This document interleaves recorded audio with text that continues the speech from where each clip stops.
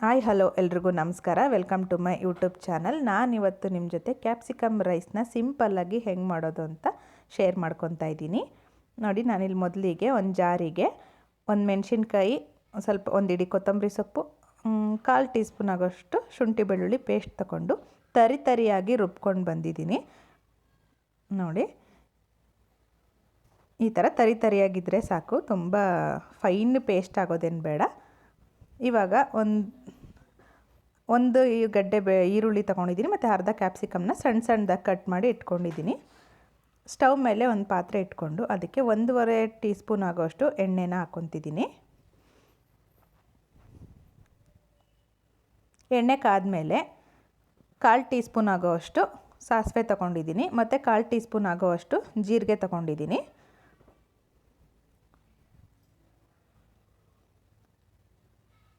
ಸಾಸಿವೆ ಸಿಡಿದ ನಂತರ ಕಟ್ ಮಾಡಿ ಇಟ್ಕೊಂಡಿರುವಂಥ ಈರುಳ್ಳಿನ ಹಾಕ್ಕೊತಿದ್ದೀನಿ.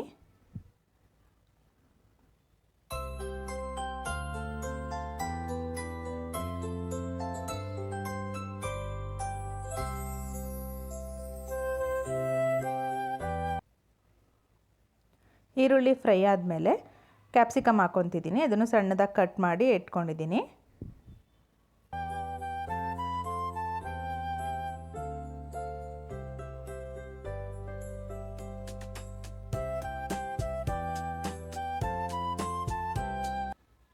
ಇವಾಗ ಸ್ವಲ್ಪ ಕಡಲೆ ಬೀಜನ ಹಾಕ್ಕೊತಿದ್ದೀನಿ.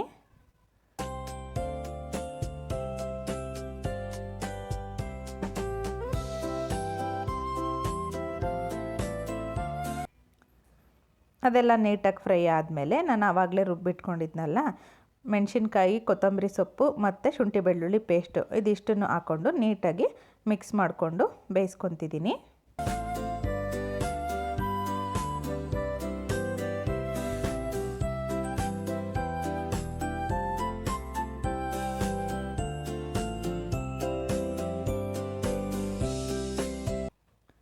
ಅದೆಲ್ಲ ಫ್ರೈ ಆದಮೇಲೆ 1/4 ಟೀ ಸ್ಪೂನ್ ಆಗೋಷ್ಟು ಅರಿಶಿನ ಮತ್ತು ರುಚಿಗೆ ತಕ್ಕಷ್ಟು ಉಪ್ಪನ್ನು ಹಾಕ್ಕೊಂಡು ಮಿಕ್ಸ್ ಮಾಡ್ಕೊತಾ ಇದ್ದೀನಿ.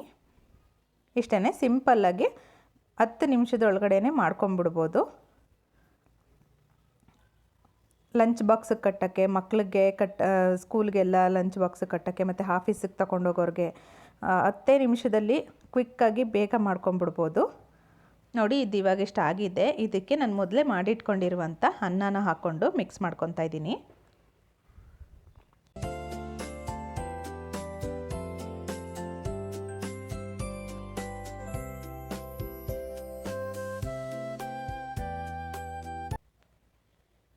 ಇದು ಮಿಕ್ಸ್ ಮಾಡ್ಕೊಂಡು ಆದಮೇಲೆ ಸ್ವಲ್ಪ ಕೊತ್ತಂಬರಿ ಸೊಪ್ಪು ಹಾಕ್ಕೊತಿದ್ದೀನಿ ಮತ್ತು ಸ್ವಲ್ಪ ಅರ್ಧ ನಿಂಬೆಹಣ್ಣನ್ನು ಹಾಕ್ಕೊತಾ ಇದ್ದೀನಿ. ಅದನ್ನು ಹಾಕ್ಕೊಂಡು ನೀಟಾಗಿ ಮಿಕ್ಸ್ ಮಾಡಿಕೊಂಡ್ರೆ ಕ್ಯಾಪ್ಸಿಕಮ್ ರೈಸ್ ರೆಡಿಯಾಗೋಗುತ್ತೆ.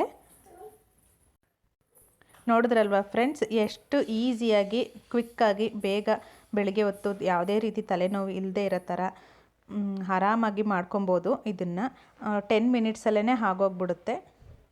ಸೊ ಈ ಥರ ಈಸಿ ರೆಸಿಪೀಸ್ಗೋಸ್ಕರ ನನ್ನ ಚಾನಲ್ನ ಸಬ್ಸ್ಕ್ರೈಬ್ ಆಗಿ ಸಪೋರ್ಟ್ ಮಾಡಿ, ಆದಷ್ಟು ವಿಡಿಯೋನ ಶೇರ್ ಮಾಡಿ.